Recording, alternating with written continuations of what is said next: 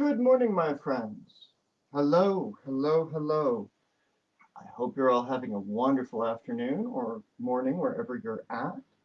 There are some lovely things that we're going to cook up today, my friends. So, let's get started, shall we? What is on the table today? We have golden seal, we have olive leaf, and we have cinnamon. Right now, we're in the holiday season, right? So, cinnamon is always good. A friend of mine made snickerdoodles the other day, and that's just fun. So, as with all of these things, you want to mind your recipes, you want to mind your ingredients, make sure you don't have any allergies to anything. Now, the application of this stuff is, in this case, it's a little bit different than normal because I don't usually deal in things that are specifically for one purpose. Like they need to be able to fill multiple purposes with different things. Like they need to have an effect that transcends the ordinary application. So golden seal in this case is used generally for healing or for money. Okay? Olive is the connection to the divine planes. It is a purification thing. It's been used for millennia in elevation of solar deities, elevation of deities, for honoring the spirits, all sorts of stuff. Cinnamon is a fun one because it's one of power, potency, and application. So what is it that we're going to do is we're going to draw the divine fortunes, right? And we're going to use fire by which to do it. So in this case, what we're cooking up is not so much specifically for money as it is for fortune, as it is for bringing light to things. In the application of golden seal, we are sealing the gold to us. We are bonding it to us. In folklore, at least according to Cunningham's encyclopedia, it applies to different applications also. You can use it for, I believe, love you can use it for, and protection. So again, protection of finances, protection of things like that. So we're going to start with that. And make sure all of that goes in. You can use it for healing spells too. In this case, healing your relationship with the divine, right? Is like, so if you've got a complicated history with these things, I'm not a fan of the gods. I'm not.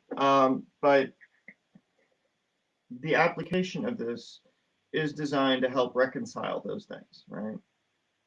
And so we need to rekindle our relationship.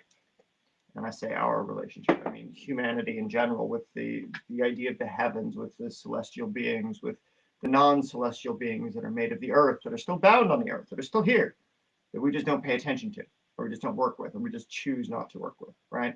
So when doing something like this is for honoring those things. This is for helping to restore the connection to those things so that you get the divine favor, you get that spark back that you might otherwise not have. So as you're working through it, as you're creating this stuff, you want to just think about that. You know, it's what is your intent in this case going to be? It's like you don't know your gods, you don't know your patrons, you don't know what they actually look like or what they actually want from you in this day and age, right? Well, this is a means by which you can seek to apply that a little bit differently. That's a forward. I'm not going to be able to do that. So what is it that you need as far as your fortunes go, right? This is, again, it's to help blend your fortunes with these things. What is fortune? It takes different forms. It's not just money. It's connection with people. It's connection with your environment. It's connection with community, right? It's all of those things which allow for better times ahead, right? And with the changes of community, with the changes of what it is we're going for, we really do have a different way of thinking about things when we get to working with the divine, right? It's what are you going to do that's going to help others, and how are you going to have a pass through so that the energy flows from you through your work, through your client, into the life of the client, so that way what the client does is grow. They get that connection back. It's an entire thread of energy that moves through and the intangible. So as you move the free energy from what's around you through the fixed form of incense, candles, focus, metal work, whatever it is, you're able to pull these manifestations out and cause the changes in the environment through a principle called entrainment. Now, hopefully I did everything I needed to today, and I'm not sounding like I'm in a bucket, but shit, I think I did. I think I screwed up. Let's see here. Let's see here. Yeah, oops. Okay. So anyway, like I was saying, when you are doing the work for prosperity, fortune, and the application of the divine in your work, you just want to make sure that what you're connecting to is going to serve others, not just yourself. Because again, this stuff isn't for you as the individual, it's for you to be of service to others with.